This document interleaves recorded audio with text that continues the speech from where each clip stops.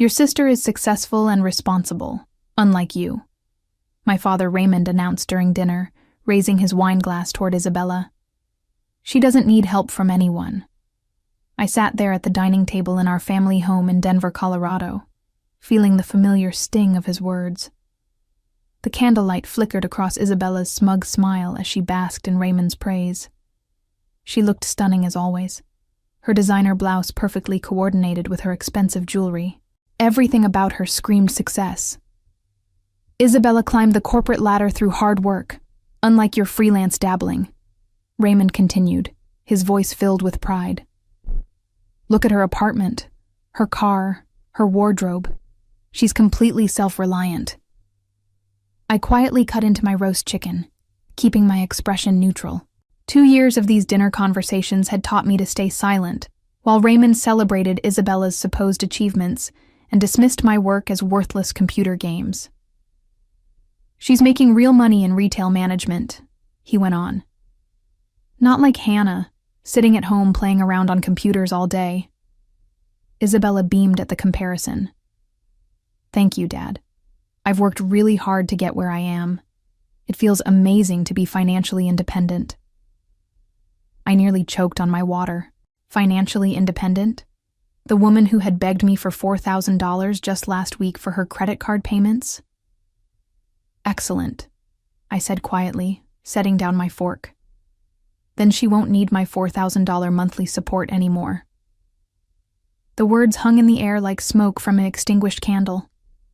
Isabella's confident smile disappeared instantly, replaced by a look of panic. Raymond stopped mid-chew, his eyebrows furrowing in confusion. "What did you just say?" he asked slowly. "I said Isabella won't need my monthly transfers anymore since she's so successful and independent." I kept my voice calm, watching my sister's face drain of color. Isabella's mouth opened and closed like a fish gasping for air. She had spent 2 years building this image of corporate success while secretly living off my earnings. Now her carefully constructed facade was crumbling with just one sentence. "Hannah, we agreed to keep that private," Isabella whispered desperately, her voice barely audible. "Keep what private?" Raymond demanded, looking between us with growing alarm. The room felt charged with tension. I could see Isabella calculating how much she had to lose if the truth came out. Her entire identity as the successful daughter, the one Raymond was proud of, the one who didn't need family help, was about to shatter.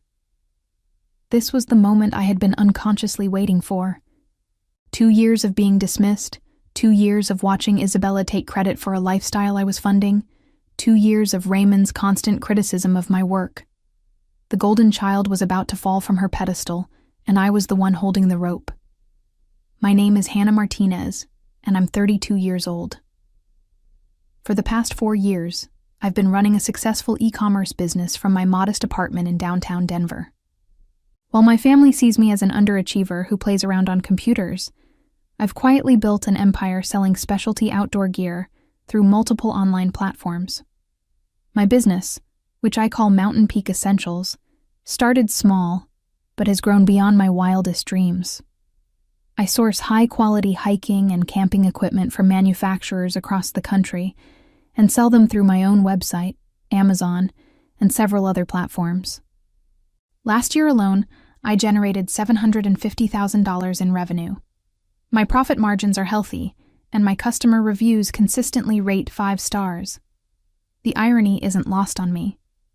While Raymond dismisses my computer dabbling, I make more in a month than most people see in a year. But I've always been private about my success. I dress simply, drive a reliable Honda Civic, and live below my means. Money has never been about status for me. Isabella, on the other hand, has always been about appearances. At 28, she works as a retail manager at a high-end clothing store in Cherry Creek, earning around $45,000 annually. It's a respectable job, but hardly the executive position Raymond believes she holds. 2 years ago, Isabella came to me in tears. She had racked up enormous credit card debt trying to maintain a lifestyle she couldn't afford. The apartment she rented was bleeding her dry, Her car payments were astronomical, and she was drowning in designer purchases she had made to keep up with her wealthy friends. "I'll pay you back, I promise," she had begged. "I just need help until I get promoted. I can't let Dad know I'm struggling." Being the older sister, I felt protective. I agreed to transfer $4,000 monthly to cover her shortfalls, with the understanding that it would be temporary. Isabella promised she would use the time to get her finances in order and eventually become truly independent. Instead, she used my money to fund an even more extravagant lifestyle. She moved to a luxury apartment, bought expensive clothes, and started posting on social media about her successful career. She convinced our extended family that she was thriving in corporate America while carefully hiding the truth about where her money really came from. Meanwhile, Raymond continued his pattern of comparing us during every family gathering. He would praise Isabella's independence and business acumen while dismissing my work as a hobby. He genuinely believed that Isabella's retail management position was more valuable than my thriving online business. "Hannah needs to get a real job," he would say to relatives. "Isabella is the responsible one. She's making something of herself." The worst part was watching Isabella nod along with these comparisons, never once acknowledging that her entire lifestyle was subsidized by the sister Raymond constantly criticized. She had become comfortable with the lie, comfortable with letting me fund her image while taking all the credit. Tonight's dinner was supposed to be another celebration of Isabella's latest promotion at work. Instead, it was about to become the night when the truth finally came out. The silence stretched on for what felt like hours, but was probably only 30 seconds. Raymond set down his fork and stared at me with the expression he usually reserved for discussing my disappointing life choices. "Hannah, explain what you mean by monthly transfers," he said slowly. Isabella shot me a desperate look across the table. "Dad, it's not what it sounds like," she began, but her voice lacked conviction. $4,000, I repeated clearly.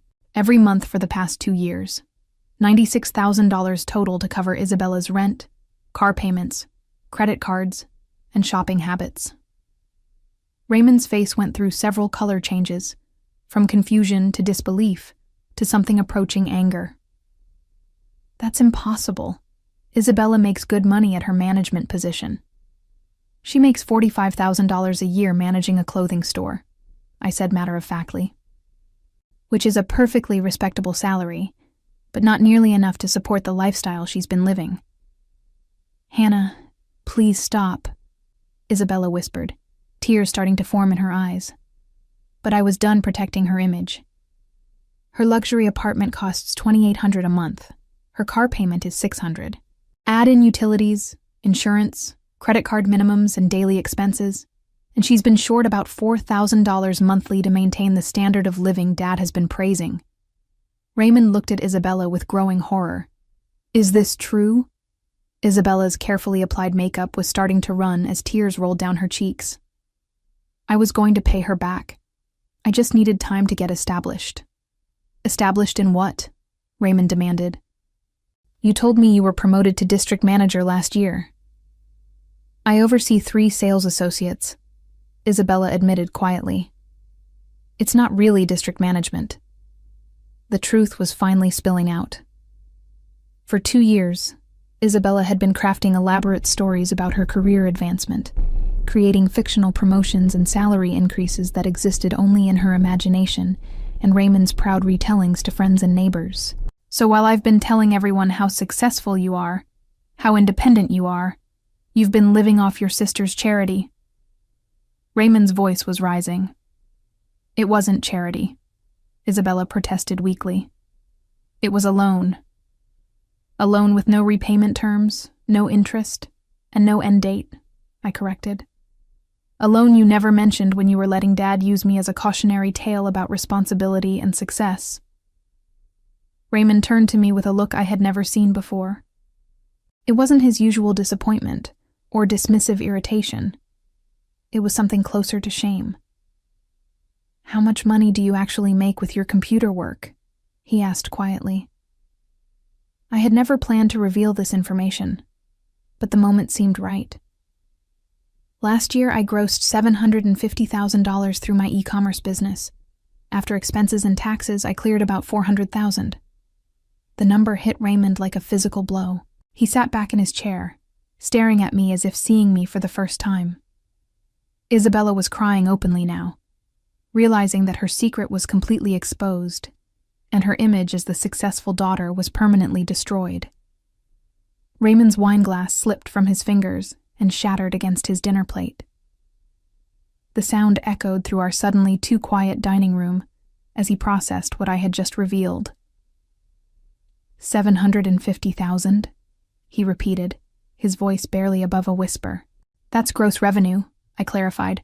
My net profit was around 400,000, but yes. Isabella was hyperventilating at the other end of the table. Hannah, you can't cut me off now. My rent is due in 5 days. I have credit card payments, car insurance, my gym membership. Maybe you should have thought about that before spending 2 years letting Dad believe you were more successful than me, I replied calmly, pulling out my phone. I'm canceling the automatic transfer right now. My fingers moved across the banking app with practiced ease. With a few taps, I deleted the recurring $4,000 monthly transfer that had been funding Isabella's fake lifestyle. There, I said, showing her the screen. Transfer canceled. Raymond was staring at me like I had grown a second head. You make more in a year than I made as a high school principal in 5 years, and you've been sitting here letting me lecture you about responsibility? You never asked about my income, I pointed out. You just assumed that because I work from home, I must be unsuccessful. Isabella suddenly stood up, her chair scraping against the hardwood floor. Dad, you have to make her keep helping me. I'll lose my apartment. Sit down, Isabella, Raymond said sharply, his tone cutting through her panic. You've been lying to me for 2 years. I wasn't lying exactly, she protested. I was just managing the narrative. Managing the narrative? Raymond's voice dripped with disgust. You told me last Christmas that you got a $15,000 bonus for exceeding sales targets. Isabella's face crumpled. I knew you'd be disappointed if you found out I was struggling. So instead, you let me believe Hannah was the family disappointment while she was literally paying for your life. Raymond stood up, his own chair joining the chaos. Do you have any idea how many times I've told people that Hannah needs to get her act together? How many times I've used Isabella as an example of what Hannah should aspire to be? The irony was almost funny. While Raymond was holding up Isabella as the model of success and independence, she had been entirely dependent on my financial support. Every designer outfit he praised, every luxury she flaunted, every achievement he celebrated had been purchased with money from my supposedly worthless business. Hannah, I need you to reconsider, Isabella pleaded, moving around the table toward me. I'll pay you back with interest. I'll get a second job. I'll do whatever you want. What I want, I said, standing up to face her, is for you to stop pretending to be something you're not. What I want is for Dad to stop using you as proof that I'm a failure. What I want is honesty. Isabella's perfectly styled facade was cracking. Her expensive makeup was streaking down her face, and her designer blouse was wrinkled from stress. For the first time in years, she looked like what she actually was, a 28-year-old retail worker living beyond her means. But Dad thinks I'm successful, she whispered desperately. Dad thought you were successful, I corrected. Now he knows the truth. Raymond was pacing the length of the dining room, running his hands through his graying hair. 2 years, he muttered. 2 years of bragging about Isabella's corporate climb while dismissing Hannah's business as a hobby. It's not a hobby when it pays better than most corporate executives, I said quietly. He stopped pacing and looked at me with something that might have been respect. What exactly do you sell? Outdoor gear, I replied. Hiking equipment, camping supplies, specialized clothing. I have relationships with manufacturers across the country and distribute through multiple online channels. My customer base is primarily adventure enthusiasts who appreciate quality equipment and excellent service. Raymond blinked slowly. And this generates $750,000 annually. More some years, less others. But consistently profitable? Yes. Isabella was still crying, but now her tears had taken on a different quality. These weren't tears of panic about being discovered. These were tears of genuine grief for the life she was about to lose. "I need specifics about your business," Raymond said, settling back into his chair with a new intensity. "I want to understand exactly what I've been dismissing all these years." Isabella looked between us with growing desperation. She was realizing that Raymond's attention had completely shifted away from her crisis and toward understanding my success. "I started Mountain Peak Essentials 4 years ago," I began. "I noticed a gap in the market for high-quality outdoor gear that wasn't outrageously expensive. Most camping equipment is either cheap garbage that breaks after one trip, or luxury items priced for trust fund kids." Raymond leaned forward, actually listening to me for perhaps the first time in my adult life. "So I researched manufacturers, built relationships with suppliers who produce equipment for major brands, but also do private label work. I created my own line of products that match the quality of premium brands at roughly 60% of their retail price." And people actually buy this stuff online?" Raymond asked. "Dad, camping and hiking are massive industries," I explained. "People spend billions of dollars annually on outdoor recreation. The problem is that most gear companies focus on extreme athletes or casual weekend warriors. I target serious enthusiasts who want professional-grade equipment but don't want to pay luxury prices." Isabella was scrolling frantically through her phone, probably calculating her monthly expenses, and realizing how quickly her world was about to collapse. "My average order value is around $250, I continued. "I process roughly 1,200 orders per month across all platforms. My gross margin runs about 40% after product costs, but before marketing and overhead." Raymond was doing math in his head. 1,200 orders times 250 is 300,000 monthly. Times 12 months, 3.6 million in gross revenue, I finished. "But that's been my peak year. I told you last year's numbers, which were more typical." The magnitude of my business was finally sinking in. Raymond had spent years treating me like an unemployed college graduate playing video games in my apartment, when I was actually running a multi-million-dollar operation. "Where do you work from?" he asked. "My apartment has a dedicated office space, but most of the logistics are handled through third-party fulfillment. I manage inventory planning, vendor relationships, marketing, customer service, and financial planning. The physical shipping happens through a warehouse in Commerce City." Isabella suddenly looked up from her phone with panic in her eyes. "Hannah, my credit card minimum payments alone are $1,800 a month. Without your transfers, I can't even make the minimums." "Maybe you shouldn't have bought so much designer clothing," I suggested. "Or maybe you should have been honest about your situation instead of building a lie that required constant financial support." "But what am I supposed to tell people?" Isabella wailed. "Everyone thinks I'm successful." "Tell them the truth," Raymond said harshly. "Tell them you've been living a lie funded by the sister you and I both dismissed as unsuccessful." The weight of the revelation was clearly affecting him. Every conversation we had ever had about my career was being recontextualized.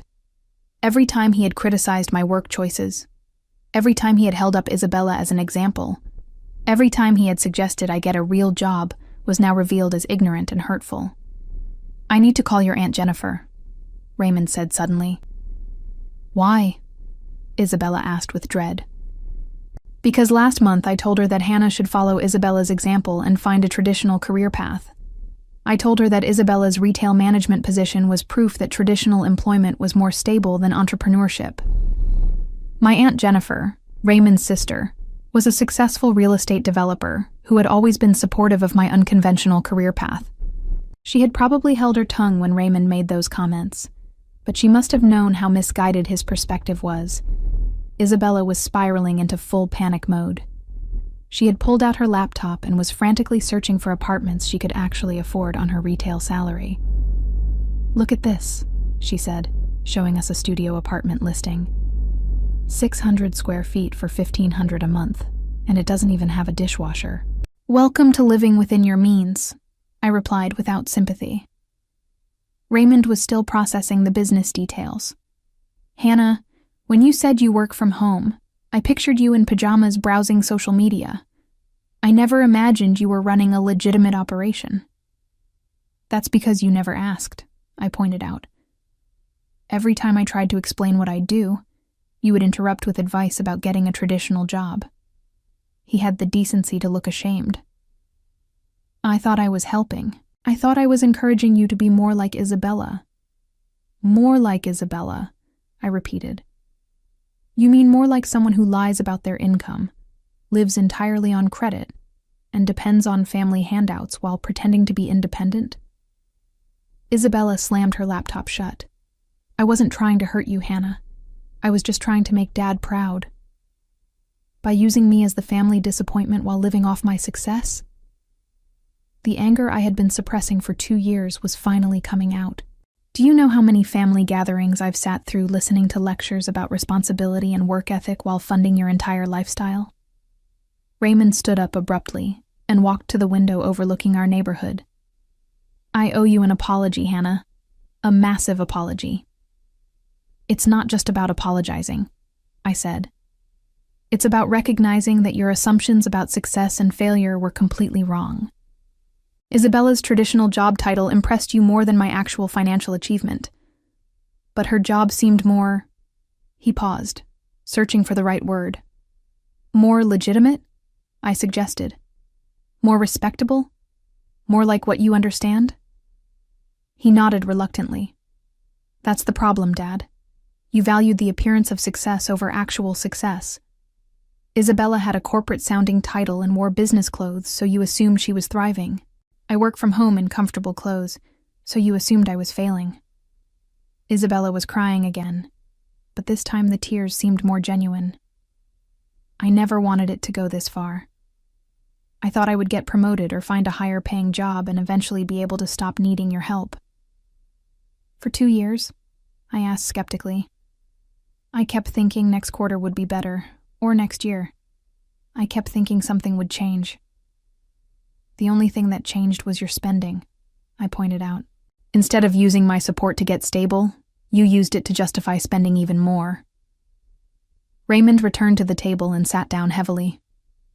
What happens now? Now Isabella figures out how to live on her actual salary, I said. And maybe both of you stop treating my career like a cute hobby that I'll eventually outgrow. And what about the money Isabella owes you? Raymond asked.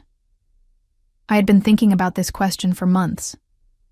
I consider it an expensive lesson.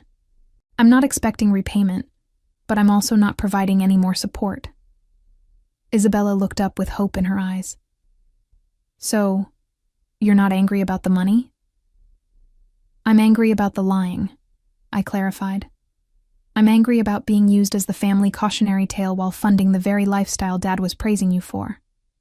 The money was my choice to give, but the deception wasn't acceptable. Raymond was quiet for a long moment. When he finally spoke, his voice was different than I had ever heard it. Hannah, I would like to learn more about your business. Not to criticize or suggest changes, but because I clearly don't understand what you've accomplished, and I'd like to. For the first time all evening, I smiled. 3 weeks later, I sat in my home office watching my bank account grow instead of shrink by $4,000. The money I had been sending to Isabella was now being reinvested into expanding my business internationally, and the results were already showing. Isabella had moved into a modest one-bedroom apartment 15 minutes from her retail job. She had sold most of her designer clothing and jewelry to cover her credit card payments, and I had heard through Raymond that she was working extra shifts to make ends meet. The most satisfying part wasn't watching Isabella struggle with reality. It was watching Raymond come to terms with how wrong he had been about both of us. He had called me every few days since our dinner confrontation, asking detailed questions about my business operations. Not critical questions or suggestions for improvement, but genuine curiosity about how I had built something successful, while he was dismissing it as worthless. I told Jennifer about your real revenue numbers, he admitted during one of our calls. She laughed at me for 20 minutes straight. Aunt Jennifer always knew you were underestimating me, I replied. She said she tried to tell me several times, but I wouldn't listen. Raymond's voice carried a weight of regret. She said I was being an arrogant fool who couldn't recognize success because it didn't look like what I expected. That sounded exactly like something Jennifer would say.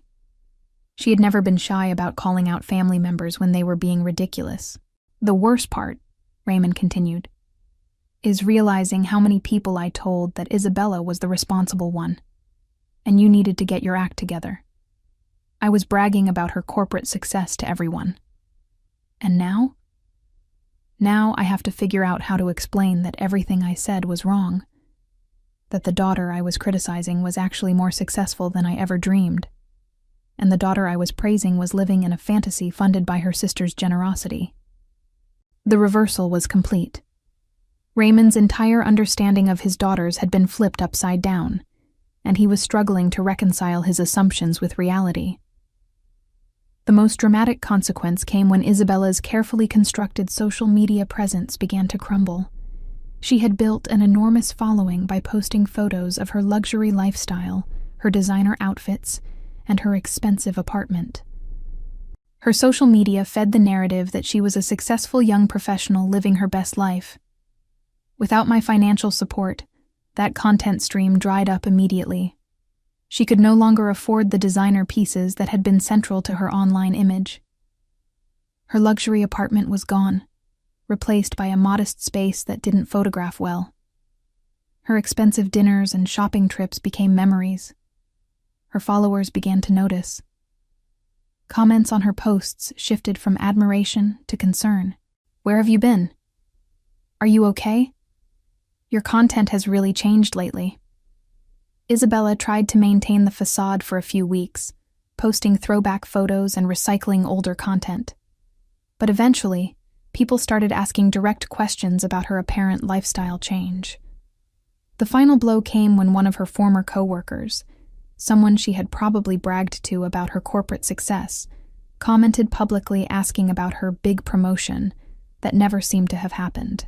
Isabella's social media presence, which had been built entirely on the lie of her financial success, became impossible to maintain once the truth was revealed. She eventually made her accounts private and stopped posting altogether. Meanwhile, Raymond had begun telling people the truth about my business success. It was awkward for him, having to explain that he had been wrong about both of his daughters for years. But he seemed committed to making up for his mistakes by giving me the recognition I had earned. "I'm proud of what you built," he told me during one of our conversations. "I'm ashamed that I couldn't see it when it was right in front of me." Those words meant more to me than all the money I had ever made. Isabella's transition back to reality proved more brutal than anyone anticipated. Within 6 months of losing my financial support, she had been forced to declare bankruptcy, unable to manage the credit card debt she had accumulated while living far beyond her means. The luxury apartment, designer wardrobe, and expensive car were all repossessed or sold, leaving her with barely enough furniture for her small studio apartment. Her social media followers, who had admired her seemingly glamorous lifestyle, began to distance themselves once they realized her success had been entirely fabricated. Former friends stopped inviting her to expensive social events she could no longer afford, and dating became complicated when potential partners expected the affluent woman her online presence had portrayed. Raymond faced his own social embarrassment when family members and neighbors learned that he had spent years criticizing his actually successful daughter while praising the one who had been living on borrowed money and borrowed time, forcing him to confront not only his favoritism, but also his fundamental misunderstanding of what constituted real achievement versus mere appearance. As I reinvested the recovered $4,000 monthly into expanding Mountain Peak Essentials into European markets, I realized that Raymond's years of dismissive comments had inadvertently become the fuel for my determination to prove that success comes in many forms, not just the traditional paths he understood and valued. The greatest victory wasn't watching Isabella face the consequences of her deception, but rather witnessing Raymond finally recognize and respect the business empire I had built while he was looking the other way, teaching me that sometimes the most satisfying revenge is simply allowing the truth to speak louder than the lies that once defined you.